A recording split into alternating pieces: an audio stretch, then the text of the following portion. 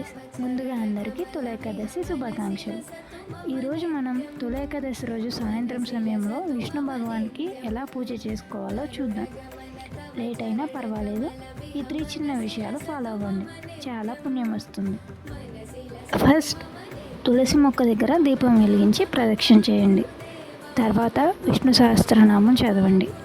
ఇలా సాయంత్రం సమయంలో పూజ చేయడం వల్ల రాత్రి అంతా పాజిటివ్ ఎనర్జీ ఉంటుంది, అలాగే గ్రహ దోషాలు కూడా తగ్గుతాయి.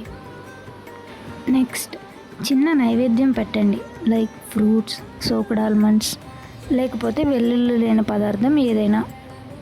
ఇలా నైవేద్యం చేయడం వల్ల సమృద్ధి, ధనం, ఆరోగ్య లాభం వస్తుంది అని పురాణాలు చెప్తున్నాయి.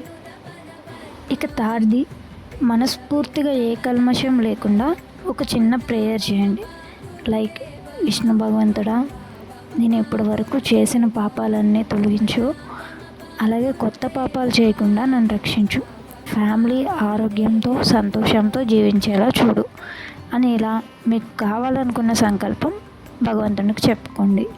మన కోరికలు ఏవైనా ప్రక్క వాళ్ళకి హాని కలిగేలా ఉండని కోరికలు తీరే ఛాన్సెస్ చాలా ఎక్కువ ఉంటాయి. వీడియో నచ్చితే లైక్ అండ్ షేర్. ఇలాంటి మరిన్ని డివోషనల్ టిప్స్ కోసం సబ్స్క్రైబ్ చేయండి.